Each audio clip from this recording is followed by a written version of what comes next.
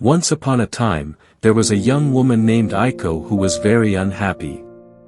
She felt like she was not good enough, and she constantly compared herself to others. She was always striving to be better, but she never felt like she was achieving her goals. One day, Aiko decided to visit a Zen master. She told him about her unhappiness, and he listened patiently. When she was finished, he said to her, "You are searching for something that you already have." Aiko was confused. "What do you mean?" she asked. "You are searching for your true worth," the Zen master said.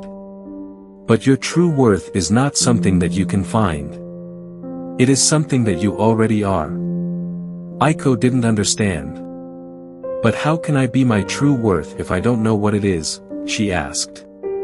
"You don't need to know what it is," the Zen master said. "You just need to believe that you have it." Aiko thought about this for a moment. "But how can I believe something that I can't see or touch?" she asked. "You can believe it by practicing," the Zen master said.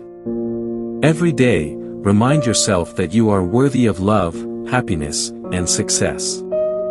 And every day, act in ways that are consistent with that belief." Aiko agreed to try. She started by practicing positive self-talk every day. She would look in the mirror and tell herself that she was beautiful, intelligent, and capable. She also started to act in ways that were consistent with her new belief in her own worth. She took risks, she stood up for herself, and she refused to let anyone put her down. At first, it was difficult for Aiko to believe in her own worth. But the more she practiced, the easier it became. And the more she acted in ways that were consistent with her new belief, the more her true worth began to shine through. One day, Aiko was walking down the street when she saw a homeless man sitting on the sidewalk. He looked up at her and smiled. "Hello," he said. "You look beautiful today." Aiko was taken aback. She had never been called beautiful by a stranger before. But she smiled back at the man and said, "Thank you." As Aiko continued on her way, she thought about what the man had said. She realized that he had seen her true worth, even though she had not been able to see it herself. And that was when she finally understood what the Zen master had meant. Your true worth is not something that you can find.